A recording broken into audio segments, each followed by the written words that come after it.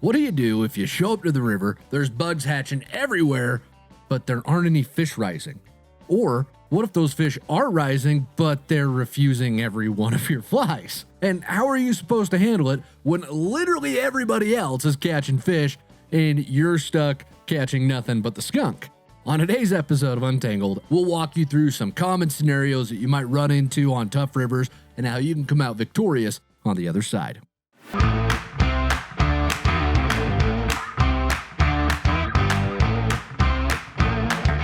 This is Untangled, fly fishing for everyone, presented by Ventures Fly Company.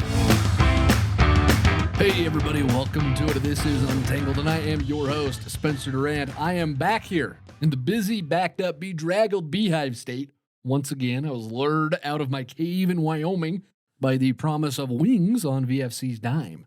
So it should be a good week, and I'm here with the one and only Alex Stulce as well. Who told you that? What, the wings on VFC's dime? You did. That's news to me. No, I have text message evidence of it. Just playing. Yeah, I'm stoked to be here. Excited. This is going to be a good one. We're going to be talking about some tips that me and Alex have on fly fishing tough rivers. You know, those rivers that seem like they have an impossible code to crack, that they keep their secrets all locked away, and that only the seasoned, grizzled, old anglers that, you know, drink coffee out of their hip flask or whatever, that they're the only people who can figure it out. So basically, we're talking about this is how you're going to fish the Lower Provo River, right? It's how that river feels sometimes. Sometimes, yeah. So, no, what we're going to do today is we've got 5 scenarios that can happen on any river at any time to any angler, including me and Alex. These things happen to us. We are mortal. It happens. Yeah, I know it's a shock to those of you who follow us religiously, but we do lose fish every now and then. It happens, unfortunately. But we're going to lay out these 5 scenarios that routinely stump anglers. And, you know, like I said, we still get stumped when we deal with a lot of these scenarios. But we're going to walk you through what Alex and I do to address these problems so that hopefully the next time you run into a situation like this out on the water, you're like, oh yeah, remember that episode 85 of Untangled? I'm gonna do what they said, and then you're gonna catch fish, because that's how it works, right? Supposedly, in theory. No, I think it does work that way. It's kind of fun to hear that from folks when you guys have a success story about something that happened on the podcast. Please share that stuff with us. That's one of the coolest things about doing this. The way that's we do. Part of the community we're trying to build here at VFC, right? Like, we all want to work together to become better anglers. And we were joking about it earlier, but like, we are learning all the time. Like, fly fishing's hard. We just did a whole podcast episode about that a couple weeks ago, right? Like, yes, it's hard. There are things that we're learning all the time, and that's what makes fly fishing amazing. Is you can always learn something new. Yeah. I couldn't have said it better myself, Alex. Thank you. All right, our first scenario, and we're gonna swap off who gets to talk about the scenario, walk you through it. I'm gonna walk everybody through this first one, and this is you show up to the river, you're waitered up, unless it's July, in which case, if you're not wet wading, then, I mean, you're doing life wrong at that point. Wouldn't you agree, Alex? Wet wading's the only way to go. Yeah, this is actually the first summer I've like dove into wet wading, and I've been enjoying it. I converted you to it. Yeah, you did. Yeah, I've been hiking around in my waders, all sweaty and gross, and we're hauling camera gear, and he's got to carry my Diet Coke for me too. Yeah. So he's got worse. I mean, I got to carry my fat around, which, you know, that's a struggle in and of itself. But you're weighted up. You get to the river. There's bugs hatching. You're like, ooh, this is gonna be great. Yeah, you see those mayflies fluttering around. Or the caddis buzzing. The caddis bouncing on top of the water. Those stoneflies just, Stone flying. But there's no fish rising. So you get to the river, bugs are hatching, and there's no fish rising. What do you do in that situation? Well, there are a couple reasons that you might encounter that scenario. The first one is that the bugs that you see hatching in air quotes for those of you listening to the podcast, or buzzing around in the air, those might actually not be aquatic insects, so they might not be available to the fish in large numbers. What do you mean by aquatic insects? I mean, those people that are new. Yeah. The the bugs that hatch and live their life based around the water. So like our caddis and our mayflies and our stoneflies and our midges. Those are the terms that are thrown around all the time in Yep. the fly fishing world, right? Like midges, mayflies, caddis, stoneflies. They're aquatic insects. So they live under the water and then they grow up and they hatch and then they're flying around as adults. Yep. And their life cycle revolves around the river because that's where they lay their eggs. That's where they grow up out of their eggs once they're done. So you might see some stuff flying in the air that's not an aquatic insect, and therefore there might not be a ton of them in the river. So the fishes might not be keyed in on them. But going with that same train of thought, another reason that you'll get to the river and the fish are hatching, or the fish are hatching, the bugs are hatching, and the fish aren't rising, is the fish just might not be keyed in on the done stage of that bug at the moment. And the done is the adult version that's actually flying around. The nymph is the version that lives in the water and is doing its little bug things in the water before it hatches and goes out into the world. Now, me and Alex were out on a river a few weeks ago where we ran into this exact situation where there was a drake hatch. You remember that? A couple weeks ago? Amazing. They were huge. There was clouds of them. Yeah. It was awesome. And we were like, oh, we're drake hatch. This would be easy. Hand me a size 10 parachute Adams. Let's go. Yeah, man. Woo! But we didn't catch a single fish. I didn't even see a single fish rising.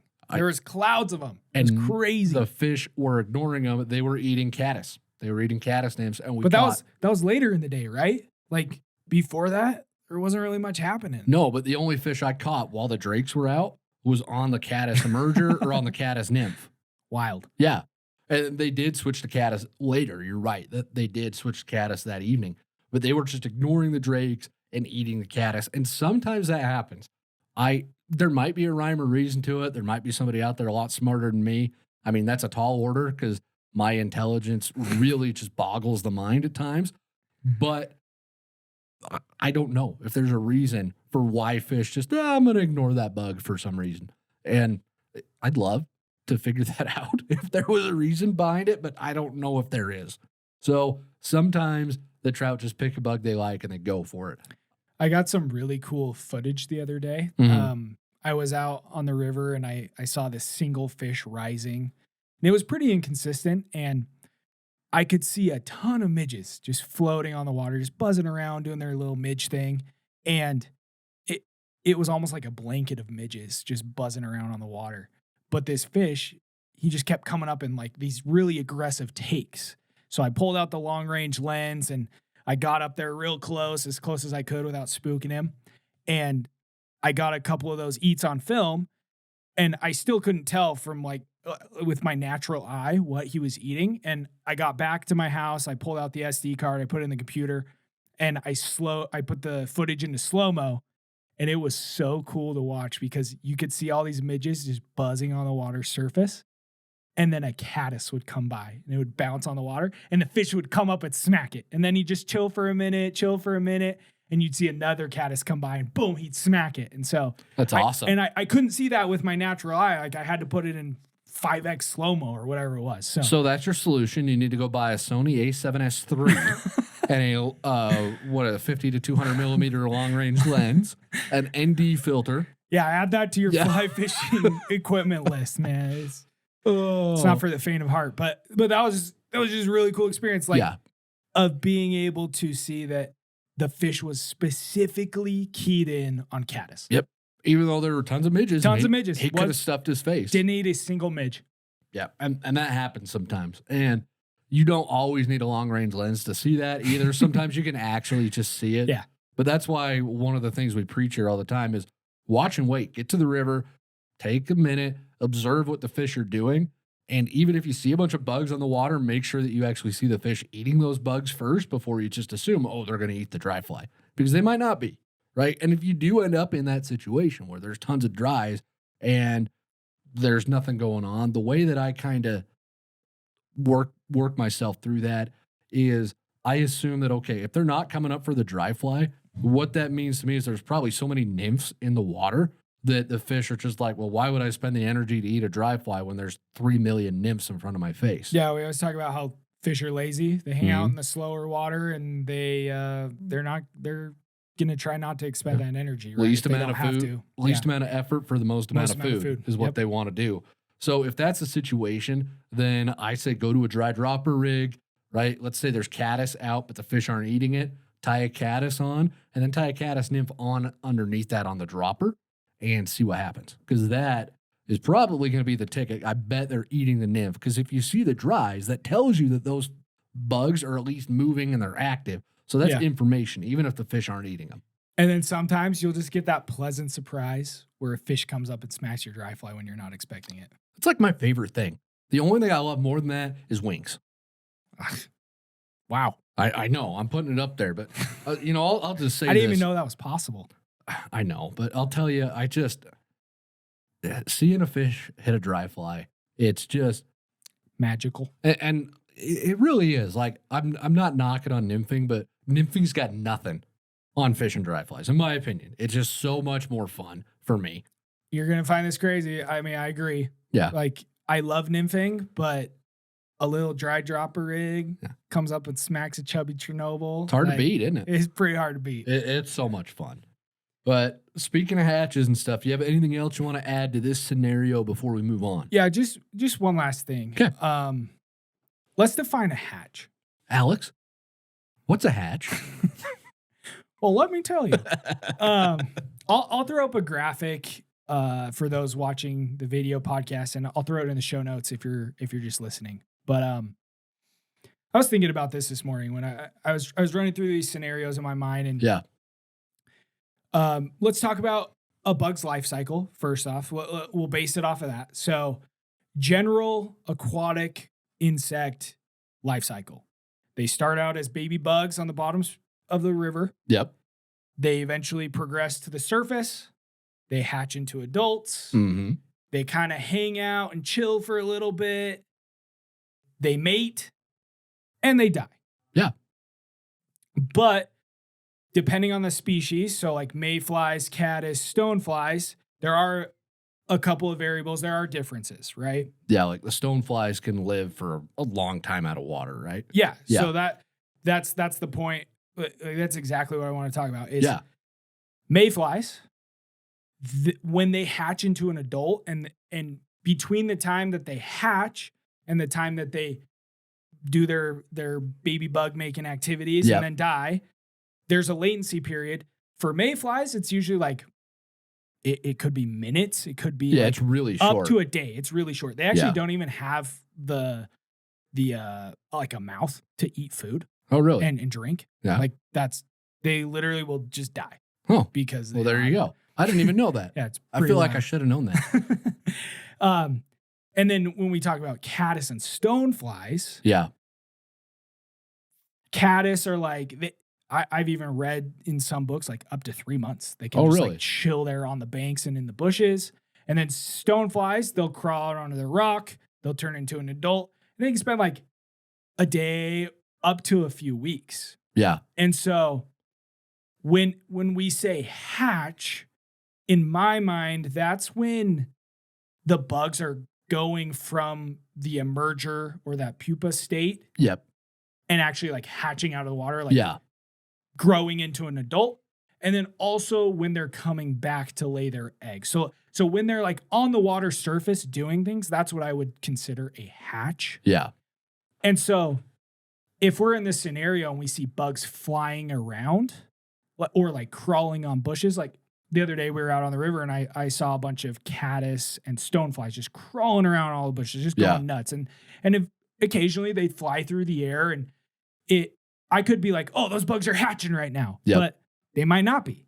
And so the fish might not be rising because the bugs aren't actually hatching. It's when they've already hatched. They've already hatched, and they're not making their way back to the surface. Like if you see caddis bouncing along the surface of the water, that's when I'm like, a hatch is going on. Yeah, right. Very good indicator that it's happening. No, that's a great point because a lot of folks don't understand that lag time between the hatch itself and like the caddis. There might be tons in the bushes, but if they haven't come back to the water to lay their eggs recently, the fish might not be keyed in on them either. Exactly. So, yeah, very good point, Alex. Appreciate it.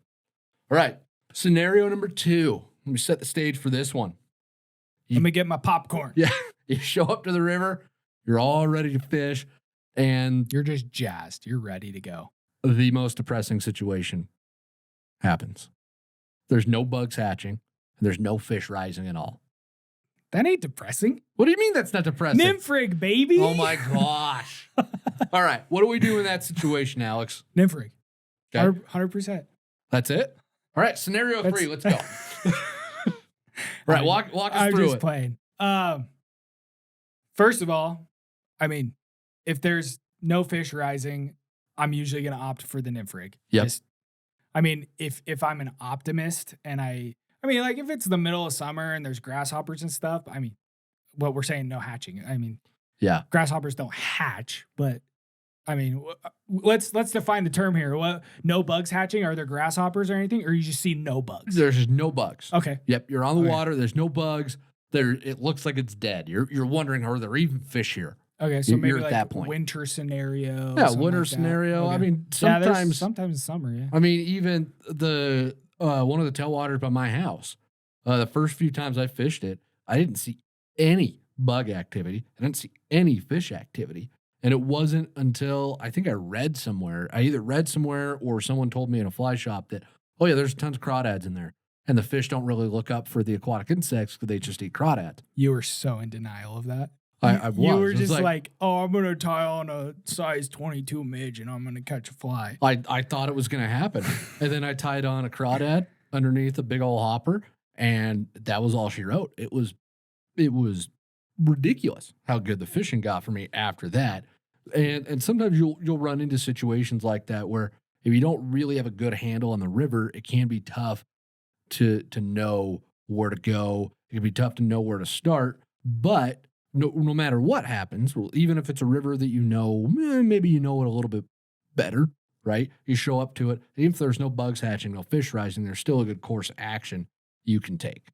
Yeah, so number one, I'm going to think, okay, let's just go for a nymph rig. Let's start with that and see if it works. Probably going to flip over a few rocks. Yeah, I was just going to ask, how will we know what nymphs to put on there at that point? At that point, I would flip over a few rocks and I'd see what's living under them. Sometimes I actually did this a number of times at the beginning of the summer because I was in this exact scenario and found a bunch of scuds and sow bugs. Yep. I guess sow bugs.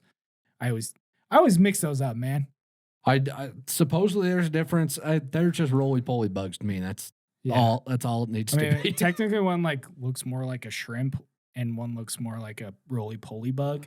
Technically, but fish eat them. I mean, so that's all. I feel like the flies that you use to imitate both are pretty similar. They're the same stinking fly. So, and I know somebody that, no, they're not. They're so distinct. Look at how I tie this one. I don't care. All right, they're almost the exact same fly. Yeah. So, aquatic sow bug. Yeah. I saw a bunch of those. Mayfly nymphs, stonefly nymphs, and we're gonna use our Wi-Fi formula. We're gonna match the size, match the shape, match the color if we're feeling it, and we're gonna tie on a couple of nymphs, and we're gonna try that for a little bit. Yeah. So you pick the flies based on what you see, tie on some nymphs, and go for it. And really, though, when you do get into this point, it is just trial and error with nymph rigs. Trial and error, man. And I would, yes, play around with fly pattern, but at this point, I'm going depth. I'm going to try dragging the bottom. I'm going to try maybe a little bit higher in the water column. Maybe I'll just do like pretty high in the water column. And I'll play around with depth a lot more than I will fly selection. And if I've played around with the depth with the same flies for a while and nothing's happening, I'll just keep switching out flies, And like what you said, a lot of trial and error. Yeah. Do you do any attractor nymphs in this situation? Oh yeah. Yeah. Like the squirmy worm. You mean like normal attractor? Yeah, real. And let's back up. What's an attractor nymph for those who might not know? Like we talk about attractor versus imitative. What's an attractor style nymph? I would say it has some resemblance to a real bug, but it's got some flash. Yeah. It's got its bow tie and its tuxedo and it's ready to go to prom. It's ready to go to prom. It's picking your daughter up in a Camaro. It's got a mullet. Yeah, it tracks those fish from a mile away. Yeah. So I know we've talked about this. Like, I think a Frenchie's a good example. Yeah. Like, it's a lot like a pheasant tail. It's a lot like a mayfly nymph. Could be a stonefly nymph. Could be a caddis. Yep. But it's got that little pink flare, that little red hot spot. It's It makes ready a to difference. go. Yeah. I actually totally. tie mine all with pink now. Really? Because I ran out of red thread and I'm too cheap to buy more red thread. So It still works. yeah, and the pinks work great. But I think maybe the last thing for this scenario, Alex, is I want to counsel everybody to remember to not be afraid to throw streamers as well if that's something that you're interested in. Streamers work. I fish a lot of streamers, not as much as I used to because I'm not spending as much time out of a drift boat anymore. But streamers will work. They'll move fish if you're not seeing any bug activity and you're just trying to figure out, well, where are the fish holding? A streamer can be a good way to find that out if you like to fish streamers, but if not, a nymph rig is going to work well for you too. I also want to add one last thing to this scenario. Yeah. Anglers are always asking, what bugs are hatching right now? And that's why we put together a year-round hatch chart. It outlines all the major bug hatches so you always know what fly to tie on, no matter where you're fishing or what time of the year. So if you want to level up your skills and start catching more fish, click or tap the link in the show notes to get this free hatch chart. All right, back to the show. Just because there's no bugs hatching right then and there's no fish rising right then doesn't mean that it's not going to progress throughout the day. Yeah, that's a good point. So the other day, I was out with my dad and my brother, and we were on one of our favorite rivers, and we got there, and I was just licking my chops. I was like, oh, it's the middle of summer. There's going to be bugs. I'm so excited. We're just going to slay them today. Yeah. And we got there in this exact scenario. No bugs, no fish rising. I was kind of bummed. Yeah. So I was like, all right, nymph rig it is. So tied on a nymph rig. I proceeded for the next 3 hours to go through probably 20 different nymph patterns, every depth. I freaking grinded, man. Yeah. Not a single fish. Okay. So I'm like, there's no fish in this river. Well, if it's where I'm thinking, logical then... scenario, there's no fish in this river, right? Yeah. So in that moment, I sat on the bank. Did you cry? Did you weep openly? As a man, did you weep? I was contemplating the meaning of life. And I heard a sweet sound. The buzz of a cicada. The buzz of a cicada, baby. Boom. Cicada coming in clutch like it always does. I'm like, all right, well, I've tried it all. And Berkeley was funny. He was like, yeah, I saw you put your nymph rig through all those holes and we've been grinding for a while. He's like, there's a problem. You haven't caught a fish on your nymph rig. Like, there's a serious problem going on right now. He's like, I'm worried. So he has every right to be. We looked at each other and we're like, well, let's just try a cicada. Try dropper. Let's see what happens. Dude. First cast. Came up and smacked the cicada. For the next 3 hours, the fishing was phenomenal. I bet. Didn't catch a single fish on a nymph. That doesn't get better than that. It was wild. And sometimes the fish are like that. And you just have to be willing to, again, look at your surroundings, right? Pay attention, take a minute to look and to observe stuff, and you're going to be very impressed with what you end up seeing sometimes. And just try it all. Don't be afraid to try it all. And a bad day of fishing could turn into a very memorable day of fishing real quick. Oh, I love it. That's fantastic. All right, scenario 3.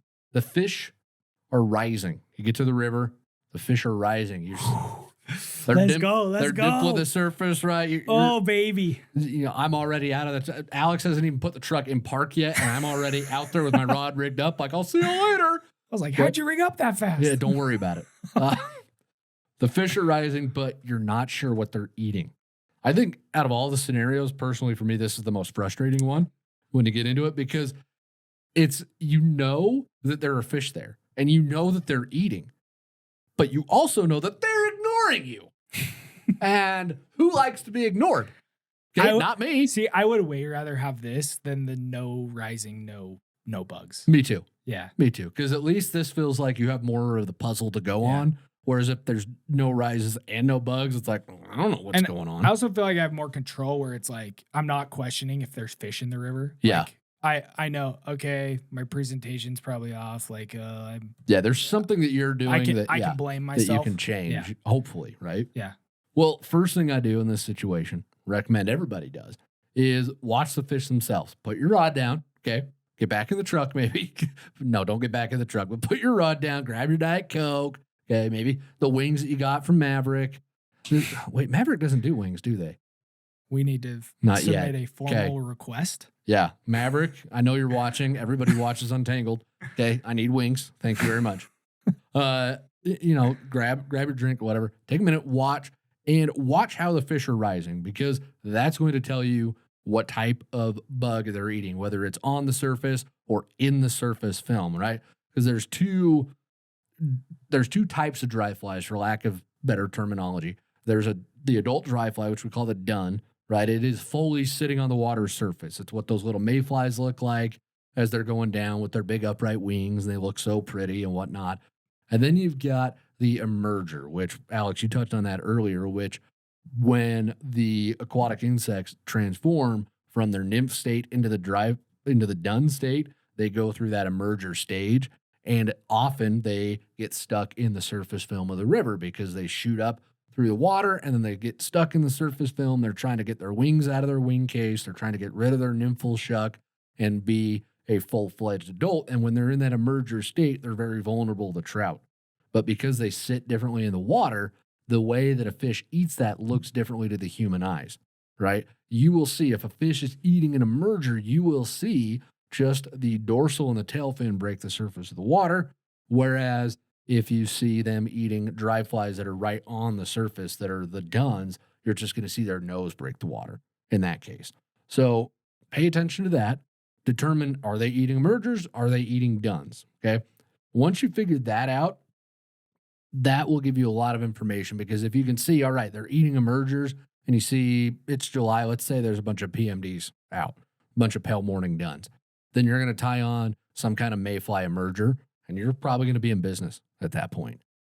Now, if you've done that, but you still can't see any bugs that are obvious that the fish are eating, then pack it up and go home at that point, right? I think we can give it another try. Are you sure? Because it involves your favorite bug, Alex.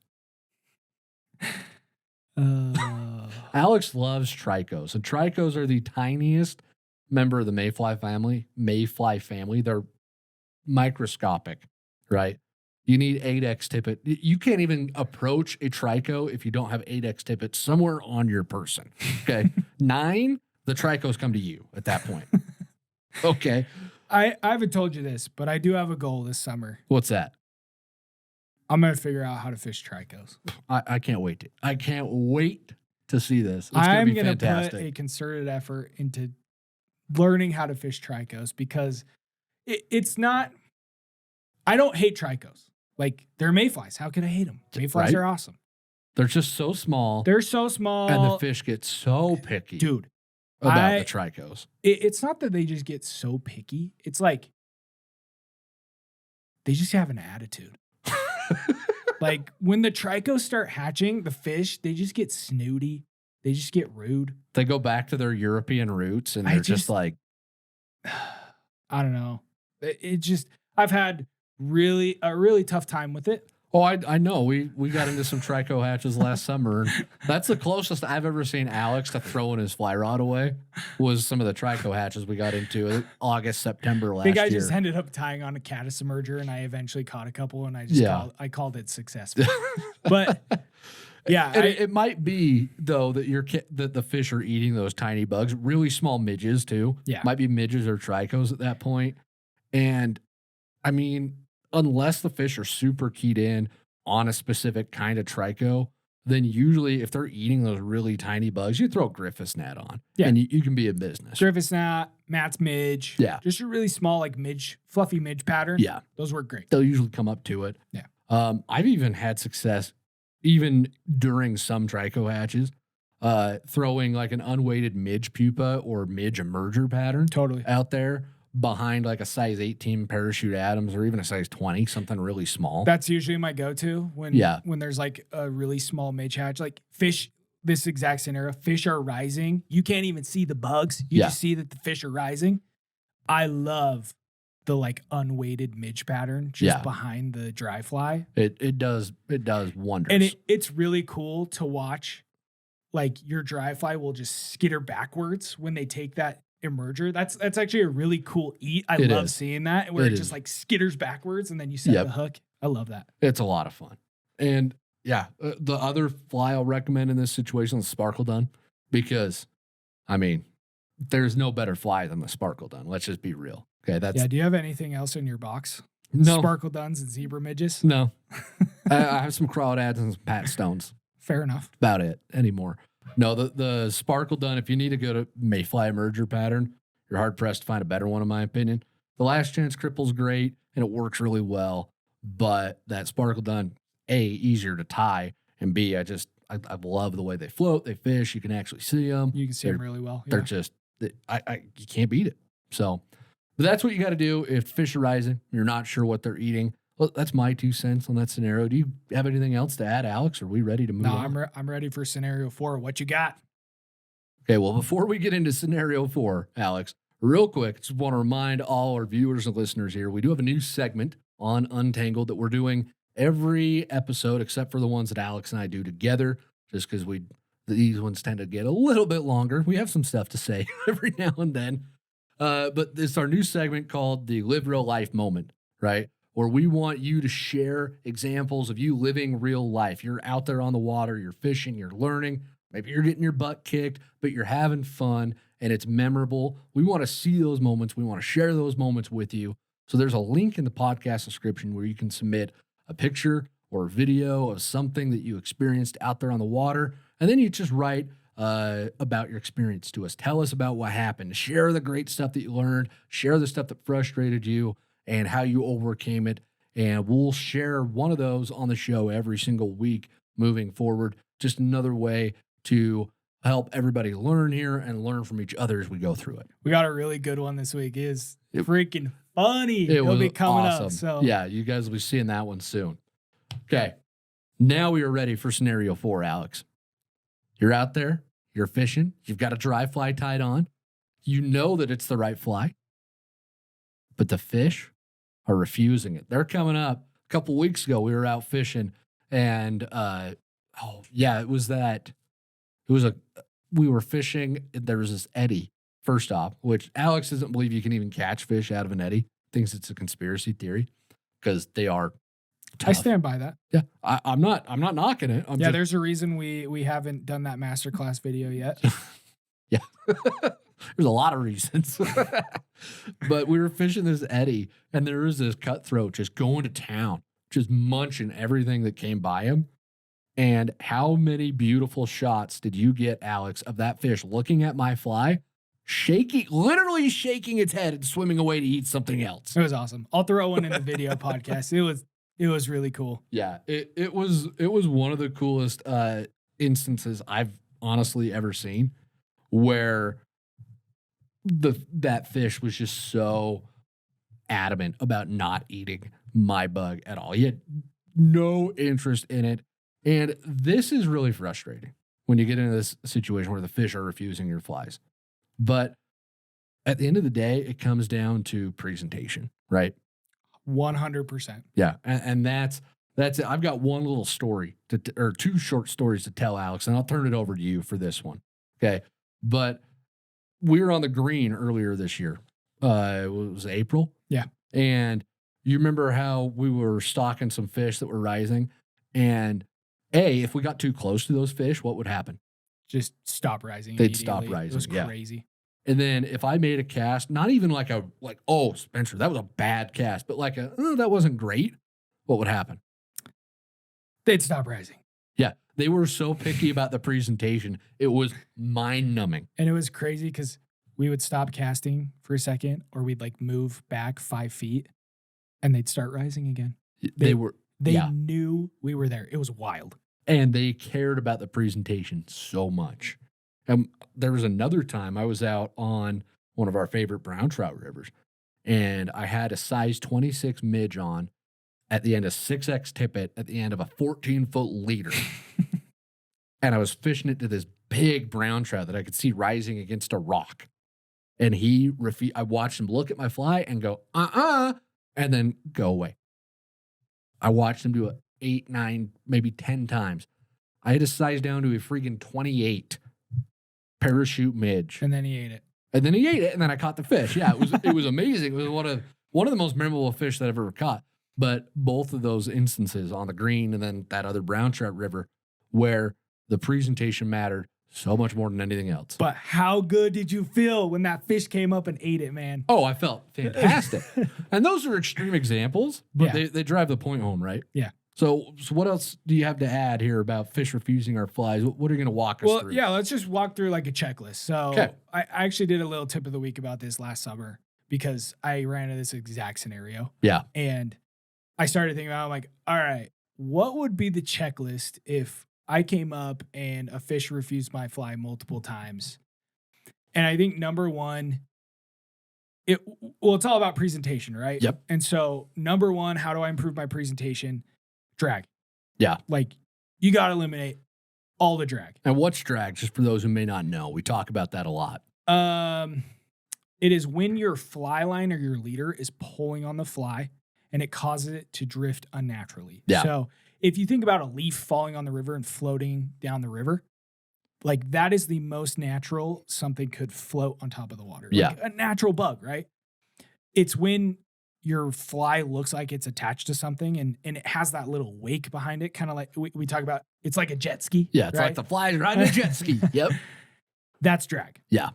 And most of the time, I mean, there are exceptions to this rule. If you're fishing a caddis, right? Caddis are crazy. They're bouncing all over. They're skittering across the water. And so you can even twitch hoppers. I've actually had a lot of success with that.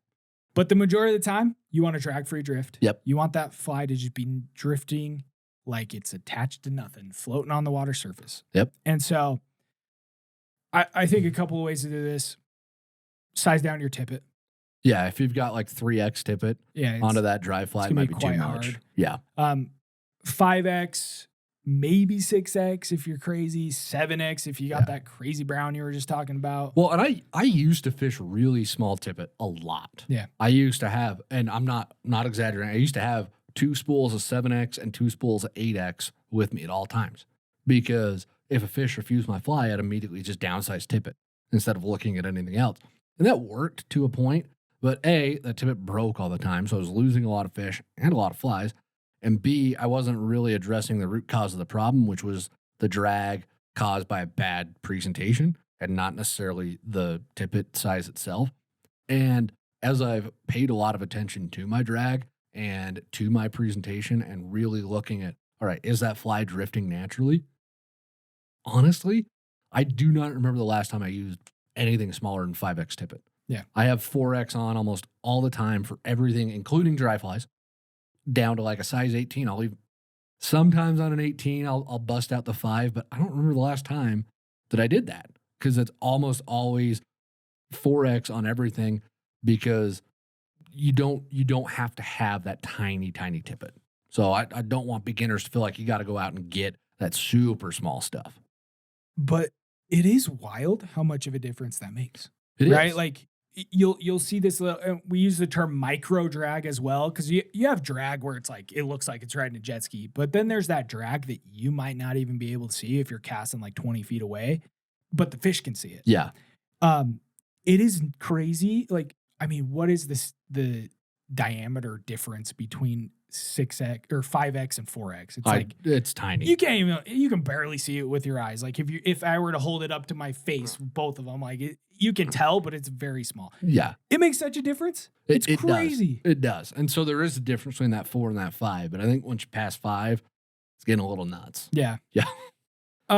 So drag, micro drag, making sure we're getting a good presentation. So tippet. Yeah. Positioning. Yeah. Like you could be like if you position yourself where the current isn't taking, well, first off, use as little fly line on the water as possible. Yeah. That's a huge thing. And so if you can get close enough to that fish without spooking it, that you are maybe you're high sticking it, you're only using your leader, Yeah. and you literally have no fly line on the water. It's going to get you the best presentation Ideal. possible. Yeah. But if you can't get that close, like if the fish is going to spook, like maybe try and find a position where your fly line isn't touching the faster water, or maybe even like a little bit upstream if you can do it. Yeah, maybe do a downstream presentation. Yeah. Like that, finding a position where you're not going to spook the fish, but you can get the best drag-free drift. Yeah. Is fly size going to play any role in your presentation at all? What do you mean? So like if I'm out there and I pick a fly and I think it's the right size and I'm throwing it out there and I don't see any drag and I feel like I'm in a good spot and I'm presenting my fly to the fish well, but he's ignoring it. At that point, do I need to worry about fly size? I would say that is probably number 2 on our checklist. Okay. Like size down your fly. Yeah. You just set a great example about that. You went from a 26 to a 28, which is insane. The fact that I even have a 28 parachute midge in my box. Yeah, maybe that's the difference between you and me. Like I think the small size I have is like an 18, and I'm fine with it. Yeah, right. It gets nuts. Oh, what else? Is there anything else we've got on fish refusing our flies? I feel like we walked through it well enough. What about like lining the trout? Yeah, that's a good one. Lining the trout, that's what I talked about on the green, right? Yeah. Where I threw my cast and with those fish on the green, they were so spooky that even if my leader landed on them, they were running away.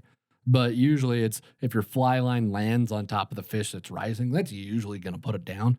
Leader, it depends on how spooky the fish is. And how calm the water is. Yeah. Right? Like if you're fishing pretty calm, like smooth water and your leader lands on there, they're going to spook. If you're fishing riffles, they don't care. Yeah. They're not going to care too much. So making sure that you're not lining the trout. What about with nymphs? Because they'll refuse nymphs sometimes, won't they? Yeah. So is there anything we need to worry about with that? Well, if you actually see a fish refuse a nymph, I would say number 1, it's probably size. I would go down in size on the nymph. 2, just make sure that it's at the right depth. Yeah. I mean, sometimes it'll be a little bit higher in the water column than they want. So they'll like come up, they'll think about coming up to look at it, but they don't want to go up that extra 2-3 inches. I mean, I don't blame them. Yeah, they need to smack them right in the face. So I mean, you don't get the body of a Greek god like me or trout by moving too much. Alex, you got to keep your movements perfect. That. Conserve that energy. You're darn right. So yeah, I would say fly size and then just playing around with the depth. And that could be like lengthening your leader. It could also be flies. Like you have one that's unweighted versus one with a brass bead versus one with a tungsten bead versus using split shot. Like there are so many things we can do to make that fly either deeper or higher in the water column. Yeah. Wonderful.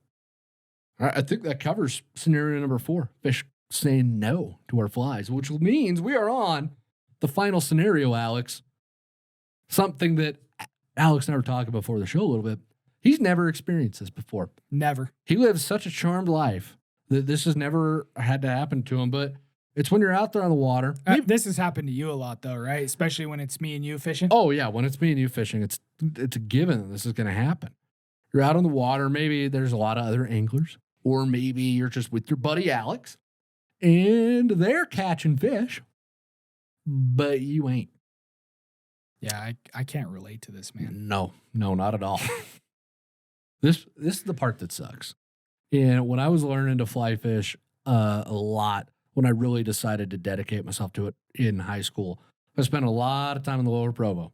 And I remember so many days when I was out there and I'd be throwing my sow bugs or whatever it was in the run, and I would be watching everybody else hooking up upstream and downstream of me. And I was too proud to ask for help. The 28,000 other anglers in the river with you? Approximately 28,000. Yeah. It was ridiculous. But those moments when everybody else around you is catching fish and you're not, I think a lot of times, especially as beginners, we're like, oh, well, it's the fly that's the problem, right? That is you just nailed that. Yeah. Like it is the fly pattern. Yeah. That is the number one culprit for someone who is just getting into this. like, oh, well, obviously I have the wrong fly on. And like, it's not to their own their own fault, right? No, like, it's not. You go into a fly shop or you go into a sporting goods store and there's 1,000 different flies. So you're automatically going to be like, oh, it's the fly. But it's usually not. It's usually presentation. This goes back with the last scenario we just talked about, where presentation is the big thing. Yeah. Where that matters the most. And shoot, after, those instances on the Lower Provo, I remember specifically there was a week, it was during the summer, and I got out of the water and I went there. I was nymphing all day, and I remember exactly which run I was on. It was before it was private. You go up right below the trailer park, and there's the big bend of that big pool, right? And I was right there, and I remember looking upstream and seeing a guy hooking into fish, and a guy downstream of me hooking into fish. And I left because I was so pissed off that I wasn't catching anything. Well, I went back 2 days later. I was like, I'm going to do it, because I spent way too much money at Sportsman's and had about a bajillion flies with me. And same thing happened. Guy upstream's catching fish, guy downstream's catching fish. And the guy upstream, he looked friendly enough. So I went up to him, and I was finally swallowing my pride and said, okay, I'm not catching fish. What am I doing wrong? He's like, oh, well, what are you using? And I don't know what I was using. But I was like, oh, I showed him. And he's like, oh, that's not going to work. He's like, try a sow bug. And he gave me a sow bug. I was like, oh, sweet. And I was so excited. I was like, I got it. I figured it out. It's the fly pattern. And nope. Really? Yeah. Still got skunk. Because I didn't know how to fish a sow bug. It was sitting like 6 inches below the surface. And a sow bug is supposed to be on the bottom. That's where they are like 99.9% of the time. That's where they live. So I didn't catch anything. And it went like an hour with not catching anything. And I finally went to the guy and I was like, dude, okay, so sow bug's not working. You remember that sow bug you gave me? Yeah. It's not working. And he looked at me, and bless this dude, like, I wish I knew anything more about him, but he just looked at me. He was like, well, how are you fishing it? And I showed him. And to his credit, he didn't laugh, right? I think he face palmed a little bit. He was like, oh my gosh, oh my goodness. But he ended up helping me out. I was like, no, you need to rig it this way. You need to do this. And I ended up catching fish later that night because we got the rig right. I got the presentation Got right. it into the strike zone. Exactly. So this drives home the whole point. The presentation matters. Okay. And that if you choose to work on a single skill as a fly angler, presentation is the number one thing. That's going to make the biggest difference whether you put fish in the net or not, is being able to present your flies in a way that looks natural. That's really what it boils down to. Because we can complicate it and talk about drag-free drifts and, oh, you got to stand here and you got to do this. You need to know how to stack many. You need to know how to reach cast. But at the end of the day, make the fly look natural. That's your job. And I hope it didn't come off as egotistical earlier when we were talking about like fly pattern and beginners think that it's just the fly pattern all the time. Like, there are times when it is the fly pattern. Yeah, there are. And Right. that thing with the beginners, just to that point one more time, the thing with the beginners, like, that's what you think as a beginner. And I share that because I freaking remember that happening. Yeah. And that's the wrong mindset to have. That's all the point we're making. And the fly pattern, it does matter a lot of times. Yes. On those more popular, crowded, like world famous fisheries. Yeah. When the fish are more discerning and they've seen those flies, like the common flies, they've seen those and they get very, very picky, they get discerning. Educated. Yeah. Like, they get educated, right? And so there are times when you might have the presentation dialed and you do need to switch the fly pattern. I've had that experience on the Lower Provo where I felt like I was reaching all the depths. I was in the strike zone and I tie on a certain fly and I went from 2 hours of not catching anything to catching 5 fish in the next 30 minutes. And it's just like we talked about earlier where, we said, well, make sure you have the right fly on. And that's why they're rejecting your dry fly or whatever. Yeah. Like, the right fly matters, but the presentation matters more. Presentation is king. Yeah, because you can have the right fly, and if you present it like crap, you're not going to catch fish. Okay, totally. You've got to have the right presentation with it to make it happen. Agreed. Is there anything else you want to add, Alex? Any other wisdom you'd like to impart with us before I make the trek back to the land that just barely got indoor plumbing? Just be patient. Yeah. It's going to come with time. There are still days when we go out on the water and it can be tough. There are situations and we talked about this at the beginning. Fly fishing is all about learning and having new experiences. That's what makes it fun. Yes. If you went out to the river every single time and you tied on the first rig you tied on and worked and you caught 40 fish every single time you went, wouldn't be as fun as it is. No, it'd get boring. I think just relish those tough conditions and those times when the fishing's hard. Yeah.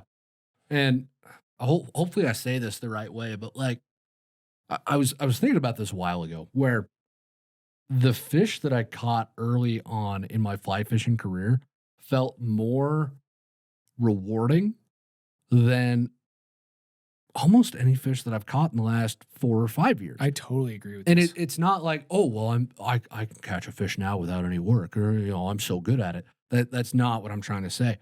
But I had to work so much harder for those ones, and they felt more rewarding. And now that I've been doing this long enough, there are still fish that I have to work hard for and put the effort into catching 100%. But they don't always feel the same. And you don't run into as many of those because I've had the moments where my butt got kicked so much that I'm like, oh, okay, I know what to do in this situation. And you shorten that trial and error period. And again, not all the time. Okay. That fish that I was telling you about earlier, that big brown that ate the 28. I mean, that was only 2 or 3 years ago. And I spent like 2, maybe 3 hours on that one fish. Like it was nuts. That's so fun. But it was a blast. And that felt really great. But the fish that you're catching right now as a beginner, that you caught one fish all day, but that one fish feels amazing. Like relish that because that's cool. And that feeling changes as you progress as an angler. Agreed. All right. Well, I think we're solid. I think we're good, Alex. Good luck, everybody. Hopefully this was helpful. And if not, we don't want to hear about it. Just praise, please. That's the only thing we need in the YouTube comments. And speaking of YouTube, if you're watching the show there, rate and subscribe to us. You don't rate on YouTube. Thumbs up. Thumbs up. Yeah, thumbs Smash up the on like YouTube. button. If you're listening to the show, make sure you subscribe and rate to us on any of the podcasting platforms. That helps increase the reach of the show, helps us get out to more anglers and get in front of more folks and help them have a better time out there in the water, because that's what we're all about at VFC. That's what we do here. And if you have any questions that you would like answered here on the podcast, there's always a link in the podcast description to submit those questions. One more reminder about the Live Real Life moment as well. There's always a link in the podcast to submit the Live Real Life moment too. So make sure if you've got a great story to share, that you share it with us. And enough of me yammering. I'm gonna go get my wings that Alex promised me at the beginning of the episode. Until next week, everybody, get out on the water and tight lines.